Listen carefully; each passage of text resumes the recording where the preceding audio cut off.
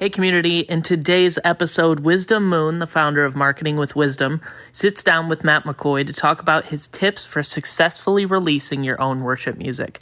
So if you're a songwriter or if your church has ever wanted to release their own music, we hope you find this interview helpful and full of practical tips. Enjoy.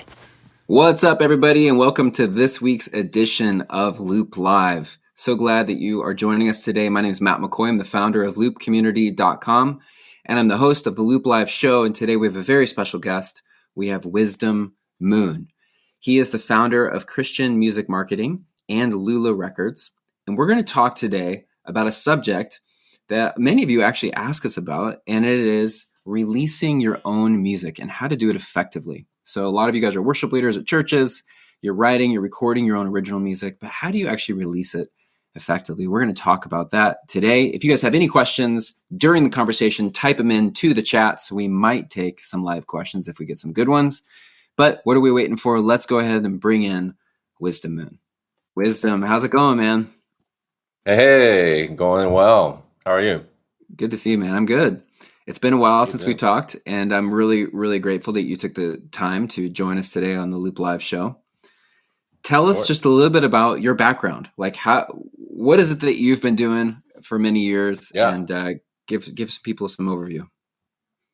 Yeah, first and foremost, I'm a church guy. I've worked in church ministry for a long time. I'm actually still currently a part-time worship leader at my church in downtown Kansas City. And I've worked in a lot of different sectors, nonprofit, businesses.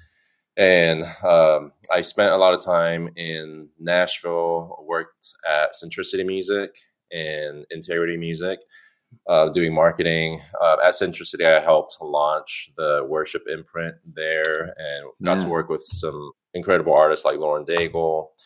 Integrity Music, I worked with artists like Pavlosh, Darling Check, All Sons and Daughters, and really both places I focused a lot of my efforts in really the worship resource brand that they had, and then also helping market new releases. And then 4 years ago, I started Christian Music Marketing to help people that are not signed to a label be able to release their music effectively.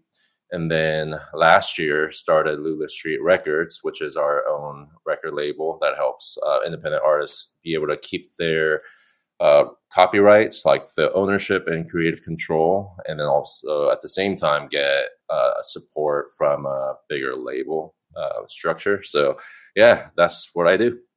That's pretty awesome, man. And I first met you, I think, right before you started working for Integrity. You were doing was it called All About Worship, right? Yeah. All About Worship.com. I owned All About Worship. So we met back then. That was a while ago. And you're an expert, though, in this whole idea of releasing music, marketing music. You've been doing this for a long time. And, a lot of the people who are listening to this, so many churches and worship leaders are wanting to write and record and release their own music. And so you guys offer a lot of services. I know that. And I actually want you to share a little bit later about what services you guys offer at Christian Music Marketing and Lula. What would you say, though, is the biggest mistake that you see artists making when releasing new music? So if it's an independent artist and they're releasing an album, what's the biggest misstep you think you see people make? I would say the biggest thing is when you have the recording done, whether you're hiring it out or whatever, and you have the final master in hand and you have no clue what you're doing after that. That's the biggest mistake. Yeah. And you just upload it to DistroKid and it's gone. Yeah. A lot of producer friends I talk to also, they have artists that once they hand off the final masters, the artist literally is like, great, now what do I do? And there's no plan. So I think the biggest mistake is not having a plan for the music that you're recording before the recording is done. Yeah. And a lot of times artists will just distribute it through a place like DistroKid and then just throw it out there at a random day and hope for the best. And there's no strategy behind it. Yeah, that's so interesting. Yeah. So when you think about a release schedule, I know a lot of times, like when an album comes out, they release singles ahead of time, and sometimes I don't know what the exact word is for it, but like the singles are actually like pre-orders of the album. But other times they actually release singles as separate singles, and then they put them all on the album. What do you think is like a good release schedule?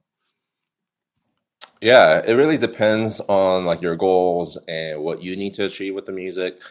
And, we work with a lot of churches, and sometimes churches are, I think, more restricted in how they can release music and how creative they can get with it versus independent artists that we work with, or even, smaller labels we work with. They're more flexible is what I found. So a lot of churches, they have like certain things that they have to do that year. Like we have to put out an album, and we have this budget and this, time frame that we need to do it within. So I would say if you don't have those restrictions, really the approach that we recommend typically, let's say you have 10 songs you want to release in 2023, is the strategy actually that you're referring to is called waterfalling. So when you do a waterfall strategy, that means you're releasing one song at a time. And typically we recommend, keeping them 4 to 6 weeks apart. And you're adding on the previous releases every time you release a new single. So your first single is going to just be by itself. Your second single the next month would include that new single and the first single as well. And you just basically continue to add that, and you're kind of like building on, to the releases, kind of like almost like Lego blocks, and then by the time you get to the 10th release, if you did that, all 10 songs, that would take pretty much like 10 months, which is a whole year. And that's really the ideal time. And the ideal way to release 10 songs is to really offer it to the world like one song at a time, because there's so many different benefits nowadays with doing it that way. So by the time you release the 10th song, you have all 10 songs on that release, which makes it an album naturally. So there's just a lot of different reasons for doing it that way. And, I'm happy to like answer any detailed questions about that. Do you release them on the same album, or at the end of that, would you have probably like 6 different actually album art releases, or is it all just one album art and everything's inside of that one? Yeah, so as far as the artwork goes, you can have like one main artwork for the album, and then maybe make some tiny tweaks like the song title, or maybe the color scheme is a little different. Or you can get really creative and do something totally different with each release, artwork. So you can go about it in a couple of different ways. We have a church that we're working with that has a different artwork for each single, and then the album is actually like the combination of all the previous releases cover art. So it kind of like comes together. So I would say, you want to be, go ahead. Well, if you did it that way, does that mean that when it's all said and done, it's possible that the same song is released twice? Because you've got one as the single that was released like 6 months earlier, and then another that was released on the final album. Yeah, so actually if you do it like one song at a time and you have 10 songs, so the 10th month you're releasing the whole album, that first single essentially is releasing like 10 times, But yeah, you can go back and actually remove the other releases in the future if you wanted to keep it more clean on Spotify. But the key thing is you need to use the same ISRC code, which is like your distributor gives you that code. Your ISRC code for the song is kind of like your social security number. Each individual song has a different number, and then each release, like the project, has a different code called UPC code. And that's different per project. So that's kind of like your home address. And then the ISRCs are your social security numbers. That's super helpful. So that's the first I've actually ever heard of a waterfalling strategy, because I think if I'm gathering this correctly, what you're saying is then each release, say release number 1 is one song. Release number 2 has 2 songs on it. It has the first song and the second song. Release number 3 has 1, 2, and 3. Wow, that's fascinating. Yeah, right. And let's say like your first song got on a playlist. Yeah. like a independent playlist, and you want to make sure that that those numbers don't get lost and your song still continues to be on that playlist. So like if you actually use the same ISRC code, that's where that comes really handy, and then it's Mm. really important because if you create a new ISRC code, then you are going to lose that placement on the Yeah. playlist. So that's really important. That's interesting. All right, so let's actually transition to talking about playlists. I think we all know that playlists are important, but in 2022, how important are they? What would you say? Like, is it like really, really Yeah. important? Is it the most important thing now at this point? I would say the most important thing when you're releasing music is awareness, because that's really the biggest challenge that anybody has, churches and artists releasing music. As we've all heard probably now, there's over 60,000 songs every single day being uploaded to Spotify. That's a lot of songs, and even if you said, okay, out of the whole week, 60,000 songs a day, let's say only 1,000 of them are Christian songs. That's still a lot of songs that, you're trying to get people's attention, and 1,000 other Christian artists are trying to get people's attention, the same audience, really. So that's where really it's all about awareness, and you have to create awareness about your music. And playlisting is one way to do that, but it's not the only way. And it's not necessarily the most effective way. It kind of depends on the song and how good you are even with, pitching to playlists. And then also if you get on an editorial playlist, that can really change the game as far as like playlisting goes, because everybody looks at editorial playlists, like the independent, curators on Spotify. They look at New Music Friday Christian to see what songs they should add on their playlist. So if you can get on an editorial playlist, that can really help boost your streams and how many other playlists that you get on. But I would say like the past 2 to 3 years, things have really shifted with editorial playlists, where if you look at the copyright line of the releases on that playlist or other editorial playlists, you're going to find that most of them are actually released through a big distributor that pitches to editorial or labels or label services. Very few of them are 100% independent, like they're uploading to DistroKid. So your chances of getting on an editorial playlist these days as just 100% independent artist is very slim. So I guess the golden question is, so how do you get your music? How would an indie artist get their music on a playlist?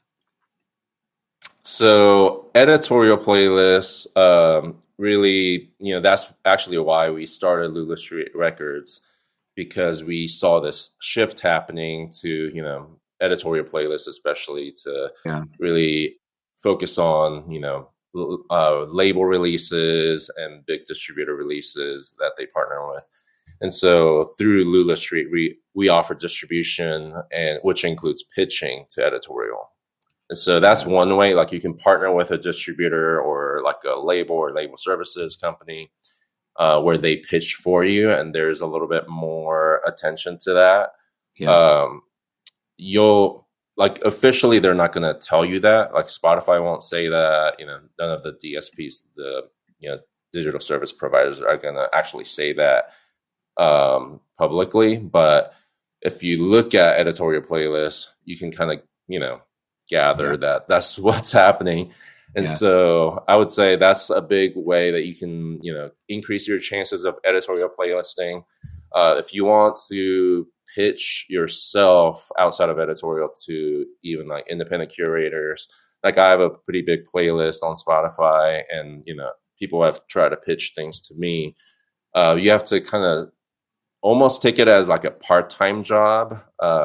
I've had artists that actually will dedicate like 10 hours a week to research curators on Spotify, because it's really hard to find their information. I don't have my personal email or work email out there for people to pitch to. So you have to do some digging. And you almost have to become like a digital stalker Yeah. to find Yeah. these curators' information. So you try to find their, some kind of contact information, whether it's like social media or Yeah. email or website. And then the biggest mistake with that, I think, is because I get these pitches all the time, is you basically reach out to the curator and say, hey, I would love for you to check out this song and consider it for your playlist. And then that's like the whole message, and there's a link to it. The issue with that is that you're not the only one pitching to me. There's 100 other artists pitching their songs to me as well, and nobody has time to sift through all of that, because nobody outside of editorial, they're really not doing this as their part-time or full-time job. This is like a hobby, like a side thing for them. Right. And so you have to know how to stand out when you're pitching to playlists. And I would say there's different ways to approach that, where hopefully like you can add value to the curator before you're even pitching to their playlist. So, for example, if you have 1,000 followers on Instagram, or maybe you have a pretty big email list, I would recommend actually sharing that curator's playlist through your Instagram stories or your email list, and then contacting the curator and saying, hey, I just wanted to let you know I love your playlist. And I recently promoted it, and then send them like a link or a screenshot of it. And then follow it up with, I have a new song releasing this Friday, or I have a song that just released. If you have a chance, to check it out. That goes a lot further than all you do is just pitch your song, and there's nothing in it for them because you're not a big artist that they recognize. Would you say that press releases are important in today's world? Press releases, I would say, serve a purpose. Just like, anything within your strategy can serve a purpose, whether it's playlisting or running ads. You have to kind of determine, like, because any church or artist has limited resources, whether that's time. So if press releases are a thing that you want to pursue that, but you don't have the budget, you have to learn how to write a press release, and you have to find all these contacts that you can send it out to. So it's costing you in time, or it's going to cost you in resources. So you're going to, hire that out and pay somebody else to write it, send it out to their list. So you have to kind of weigh the pros and cons, and also weigh like what are your goals with the release. The press releases that are really effective are ones that have a compelling story. So that's we have a client we're sending a press release out for, where they had we actually sent the press release out, I think, already, actually it's for the album that hasn't come out yet, and it's basically talking about how this one song was inspired by their like miscarriage and not able to get pregnant, and then just praying through that. And that's a pretty compelling story. And then now like they actually have a baby, And so if you have a compelling story versus like if you're like, hey, me and a couple of people that, love writing together wrote this song and we released it, then nobody really is going to pay attention because there's nothing compelling about it. So if you have a compelling angle with your release, that's where press releases can help open some doors, whether it's like a feature on their website. And a press release essentially is letting media outlets know about your release. And within Christian music, those are, different platforms that review music or promote music in Christian music. So one way would be they're featuring your song, or they're reviewing your song, or maybe they have a podcast like this. They're, wanting you to get on to get interviewed. So it serves a purpose. I think you have to just figure out like what are the things, because obviously if you say yes to a press release, you're going to have to say no to something else. And what are your priorities? Yeah. So I totally get the story thing, because I even think about the Katie Nicole song. and that blew Oh up. yeah. She had a story really Yeah. behind that song, God Oh yeah. Possible. And speaking of Katie Nicole, I think goes to my next question of like, how important is video? Like, can an artist just release music without doing any sort of like, it seems like everybody's doing music videos now, but is that necessary? Do you have to do that? Man, I would say if you have the time and resources, video content is really, really important. Yeah. But I totally understand that not everybody has that, and not everybody, wants to spend thousands of dollars creating a video. Yeah. I would say this because I've seen people try to do music videos and performance Yeah. videos. I would say, and some people may disagree with me, I would say it's better not to release a video versus like releasing a video that sucks. That's bad. Like, Yeah. Yeah. yeah. Yeah. If you release something on YouTube and the quality Yeah. is really bad or it's just super cheesy, it's going to actually hurt you more than help you. Yeah. Yeah. That's a good word. And it's interesting because then you think about like, the Katie Nicole thing, she blew up on TikTok and it was just like her phone, like sitting in the corner, but it was just her sharing the song that she wrote. And I think that's a different type of video. It's not like she was making a music video. She was more of just, that was like a social media post. And would you say that TikTok is a good platform for right now for artists to be releasing their music on? Yeah, I actually just did a video on this on TikTok and Instagram. I think TikTok is the number one platform right now for artists, and you need to be on TikTok. I had some people contact me from the video, and they were like, well, what if I'm concerned about my privacy and, whatever like privacy concerns that have come up with TikTok.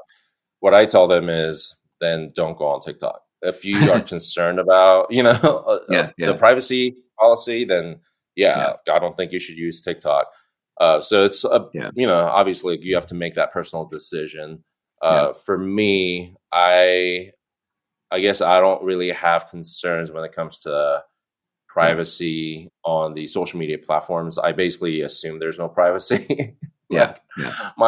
All of our information is everywhere. It's all out there. Right. It's just the way it is. Really hard to stop it. Yeah. So I think it's really, for me, I'm not concerned about that. I want to utilize the tools that are available that are effective right now. And TikTok is a really effective platform. I would say just short form vertical videos are the best things to create right now. So like a, quick performance video in a garage or whatever. I think you should get creative, not just copy somebody else's idea, but get creative in how you present your music. And really the key with short form videos is in the first 2 seconds, you have to hook the viewer. So if you're taking 2 seconds to like get situated or like get talking on the video, you're going to lose most of the people that come across your video. So that's why editing is really important. You have to just keep their attention and keep it interesting, hook them in with something really compelling versus, hi, my name is, so-and-so, and I'm an artist. You all already lost that person, You don't want to introduce yourself and all that stuff in a short form video. YouTube videos are different. Short form videos are really effective right now. That's TikTok, Instagram Reels, and YouTube Shorts. I would really focus on those. Yeah, get right to it. What about distribution platforms? You've got CD Baby, TuneCore. Is there like one that you really like for independent artists?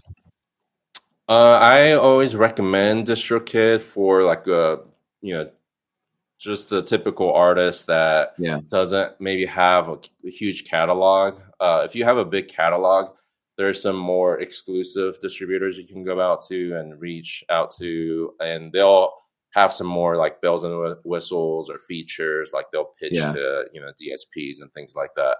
But if you're just kind of starting out and you don't have relationships in the industry, you don't have like a catalog to show for, because essentially like a DistroKid is fully automated, so they can scale and take on as many artists as they want. Whereas more of an exclusive like private distributor, they have to be very selective in who they take on. And typically it's a royalty share. So they're looking for artists that have some proven track record and they have some success on DSPs. And that's where like you could benefit from that relationship, but you also have to do the work to get to the point where they would actually be interested.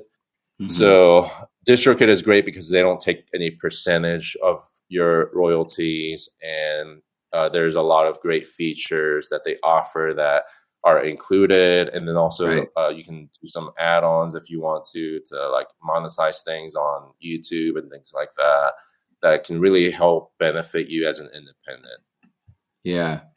I was actually recently looking at kind of the different distribution options, and I noticed that DistroKid charges like a yearly fee. They don't take a cutoff of what they're gathering in royalties or whatever, but they charge a yearly fee, where someone like CD Baby is a one-time payment, but then they take a cut of all your future royalties. It's a one-time payment. You're paying for every release. So if you did 10 singles next year, you're paying for every one of those releases. Whereas just DistroKid is unlimited releases in a year. Right. But then do you have to keep paying to keep it up? Like, yeah, so DistroKid, you would have to keep paying every year. I do think there's a feature that you pay one time where you can basically like continue to have them collect your royalties for them even if you leave them. But yeah, I think it's good to just A/B, compare like all the options that are out there.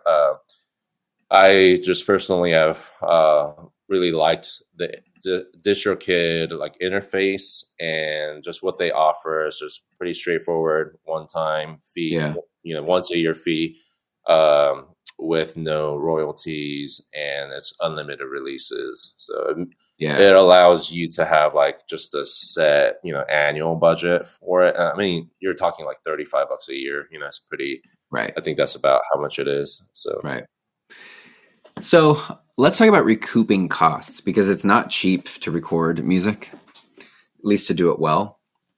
And back in the day, it used to be a lot easier to recoup costs because you could sell CDs, at $15 a piece, and the profit margin was pretty high on those. But now with streaming royalties, it's a little harder to make back that recoupment. If ever, honestly, for an independent artist, you may never make back the $10,000 plus maybe you spent on a project. Yeah. Do you have any tips I would say how to be recouping costs as an independent artist? Yeah, even for signed artists, it's really hard too, because when you sign to a label, more of a traditional model label, you're basically taking an advance. You get paid in advance, but the label is recouping that advance through your revenue, your income. So I know I have plenty of artist friends that were signed to labels that are still recouping on all their expenses.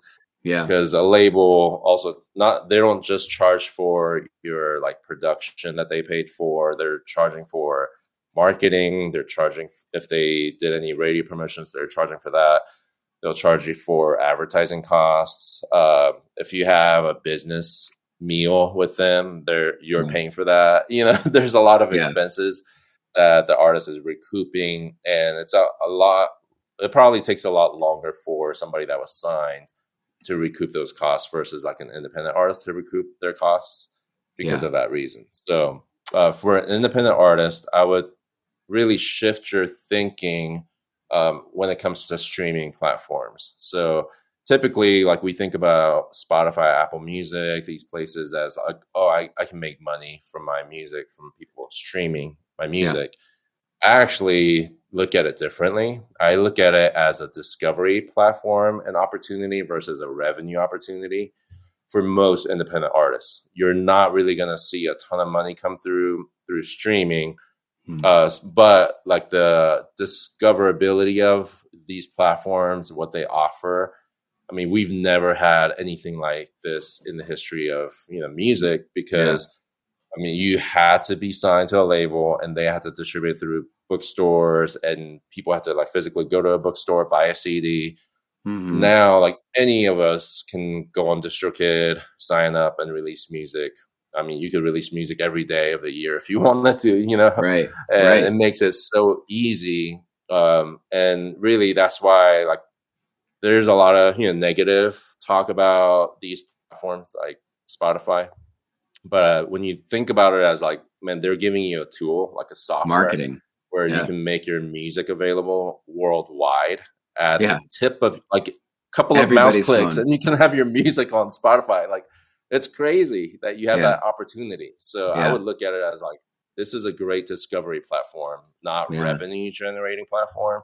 I think, yeah, you'll get streams. If you're smart about your releases and your marketing, you can recoup stuff through streaming, but also for maybe people that have a hard time getting streams and getting playlisted, you want to look at, okay, how do I take the people that are discovering my music on these platforms and really convert them and like take them on this journey to become more of like the passionate fans is what we call them. So you take them from streaming your music to how do you encourage them to buy your merch or book you for a show and things like that.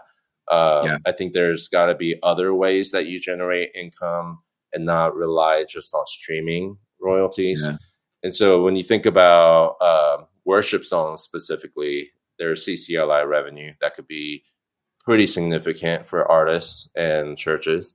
So that's a potential stream of income for the artist or the church, but that could take 3-4 years of you really investing into those songs and promoting the songs. So none of it, I would say, is really like when you think about longevity as an artist or a church releasing music, none of it is short term. Everything is long term. You have to look at it long term. You have to think about it as like, how do I create awareness long term? How do I create trust with people? So when it comes down to, like, man, how do some of these like, movements or churches release something on Friday and people are literally playing their songs on Sunday at church? How does that happen? It's because they've built the trust and credibility with these churches and worship leaders. That takes time, effort, resources. Yeah. Wow. So for collecting money, where should an artist be registered to collect money for their music? Or is it better to go to choose the options in DistroKid where they just collect it all for you from YouTube, or should an artist be registered separately? Tell us about where that should all happen. Yeah. So DistroKid doesn't actually collect all of your royalties. I'm not an expert when it comes to like royalties and publishing royalties and all that jazz. I would say your distributor will collect royalties on your masters. So people streaming your music, they're collecting royalties on that. So that's kind of taken care of. There's a whole publishing side to it as well, though. And you need to be registered with a PRO, Performance Rights Organization, like a BMI, ASCAP. Those two, anybody can go and register. And also, when you register, you need to register as a songwriter and a publisher if you're self-published. And then you also have to register with an organization called the MLC. Or you do that directly, or you have to set up some kind of partnership with a publishing administrator. There's one called Songtrust that's kind of like open to the public that you can register to. Like if you register with Songtrust, you don't have to register with the MLC. So they do it for there's that publishing side, and then there's the whole like CCLI side. You need to be registered with them if you're doing church music, worship songs. It's a lot of work, a lot of things to keep track of. So if someone had a few $1,000s, let's just say an indie artist, and I don't even know if this is a lot of money or a little money, I mean, in this world, but let's just say an indie artist has a few $1,000s to put behind. So they've got their masters from the producer, and then they've got an extra few $1,000s to put behind promoting the release of the music. Where should they put that money? Is it like Google ad, like Facebook ads? Is it TikTok ads? Can you pay for ads on Spotify? I don't even know. You can advertise on Spotify only to free users. So you can decide if that's worth it or not. I would say if you have a few $1,000s to promote there's a couple of things. I think it all, I always go back to like, what are your goals? Mhm. Like and it kind of depends on like, what are your goals as a church too, if you're releasing as a church, because sometimes, you just to continue to fund your, music ministry, like the external side of things, maybe you need to show some numbers to your pastor or your, leadership team to go, okay, people are engaging with our content outside of our church. Yeah. And so if that's really important to be able to show to your church, then I would say you should focus on the streaming numbers, and streaming numbers. It's not just on the DSPs like Spotify, it's also YouTube. Like YouTube views count as streams. So a lot of churches, that's important to them. So I would say working with somebody like Christian Music Marketing to help with your playlist pitching, streaming marketing. I think that's a good investment. The other thing is digital ads. I would say really where you're going to see the biggest bang for your buck, at least like when we're setting up ads, we get the biggest bang for our buck on YouTube. So if you have a performance video or a lyric video, those two would be like more of the recommended videos to run ads on. We're typically seeing anywhere from like 1 to 3 cents per view. And you can't get that really like anywhere else, whether it's like, Spotify ads or Instagram ads. We've just not been able to replicate that any other platform. So YouTube ads, it can really go a long way. You can spend $50 and see some good results on there.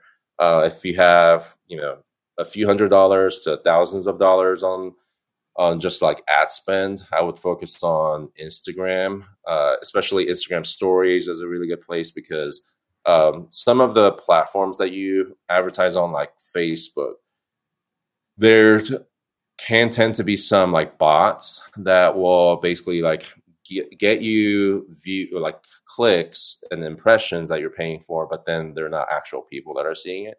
Whereas Instagram stories, bots can't really swipe up on your Instagram story ad. So it kind of protects you from that and keeps you in front of like real people. And swipe ups are pretty easy for people to do, for the call to action to be. So that's another good platform. We're also currently like testing out TikTok ads. And TikTok ads, I think, are great for if you're like new to TikTok, you're creating consistent content and you're wanting to like get more people to view, it's awareness, to view your content, to get more followers on TikTok. I think that's helpful. But yeah, it really depends on your goals. You want to match whatever you're investing into with your goals. So I would also just to set like realistic expectations, because I think that's also sometimes hard when you're first starting out. You have all these expectations. We actually like just had a new inquiry and we did like a discovery call somebody on our team, and the person that reached out has no music out, and they're like just kind of like starting out writing songs that they're putting out, and they're asking about radio and playlisting. And we basically had to tell them like, those are not realistic expectations for where you're at right now. And we don't even know if we could take on the pitching of your song until we hear the quality of your song, Right. Wow, that is interesting. Yeah, because that would be, if someone didn't have expectations or realistic expectations, it could be pretty disheartening to them as well when they're like, oh man, I only got 100 streams. And it was probably my mom, That's hard, man. So, and all that stuff you just mentioned, that's what Christian Music Marketing does, right? Like you can help artists do that? Yeah, we do all of that. And again, like really our goal is to help artists and churches with long-term longevity and just long-term awareness. And so we try to really encourage all the strategy towards that. But we do know like there's short-term things that you have to also invest into to be able to do it long-term, to be able to show the team, like, here's what we're seeing with this, release that we just put out a month ago. And then that gives you a little bit more leverage to go, okay, can we invest a little bit more into marketing for the next single, So we do think it's, like short term and long term kind of go hand in hand. I mean, if you're talking about, some of the bigger names in worship music, when they're releasing music, they're not spending hundreds of dollars on ads or thousands of dollars on ads.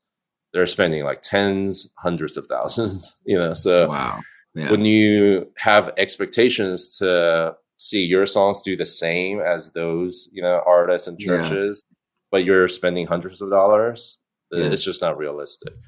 Yeah, it's apples to oranges. So Christian music marketing, tell us now what Lula Records does. What is it that Lula Records does differently than maybe another independent label?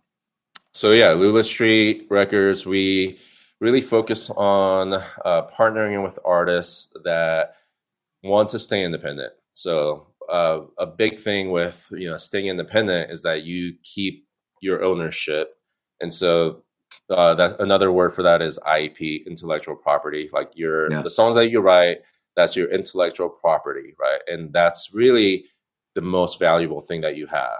So traditionally, labels would take ownership of that in exchange for investing into you as an artist, whether that's through production and marketing, radio, touring.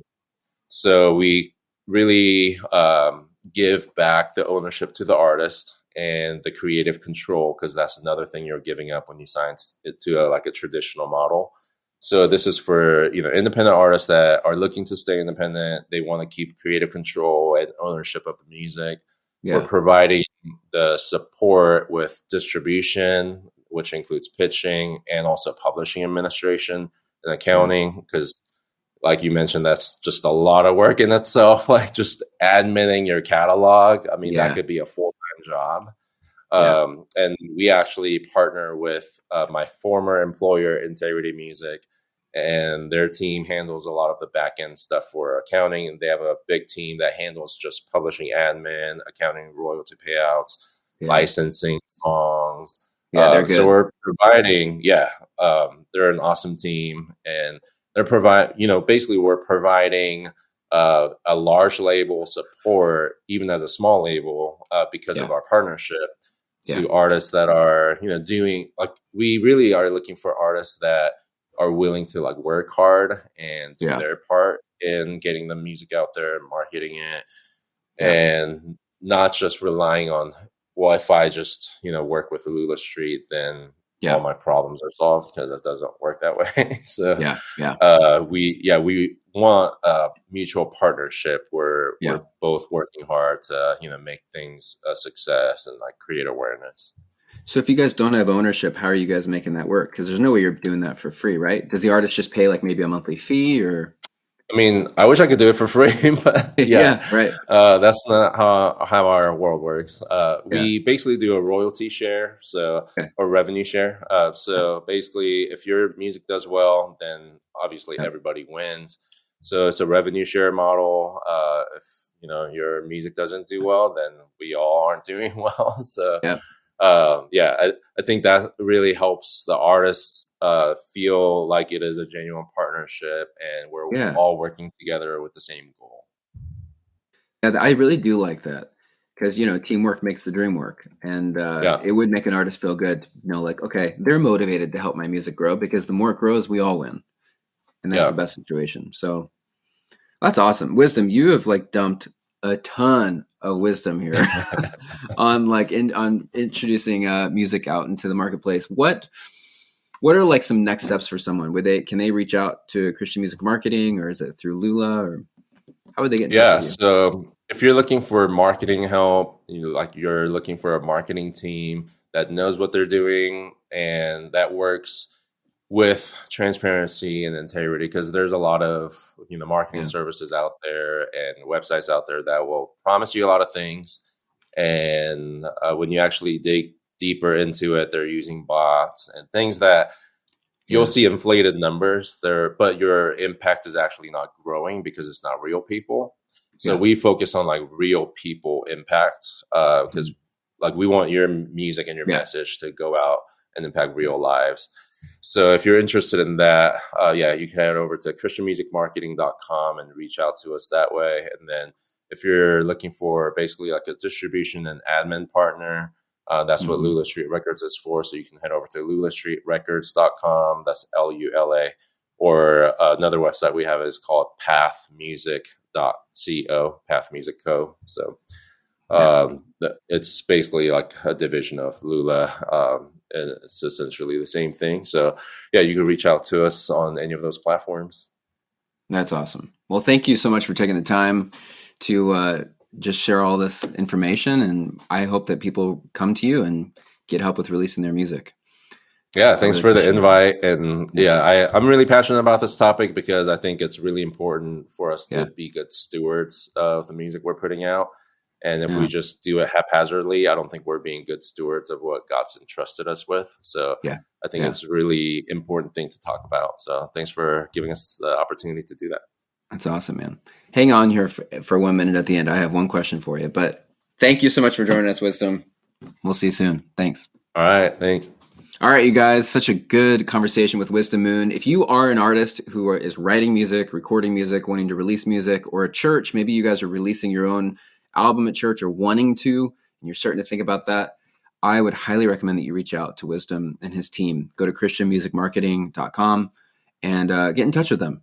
I think, honestly, this is an episode that you might want to listen to a few times because there was so much information in there. Take notes. Write down in the comments what's one thing that you're walking away from. If you've released your own music, also write down in the comments, paste a link to your music, and maybe also share a little story behind the song as Wisdom was talking about. Like what's the story behind the song and the release that you did? So anyways, thanks for joining us for the Loop Live show, and we'll see you next time. Hey guys, this is Matt McCoy. Thanks so much for tuning into today's podcast. We're trying to provide content that's really helpful and meaningful to you as a worship leader. So make sure you hit the subscribe button to stay tuned for more from Loop Community.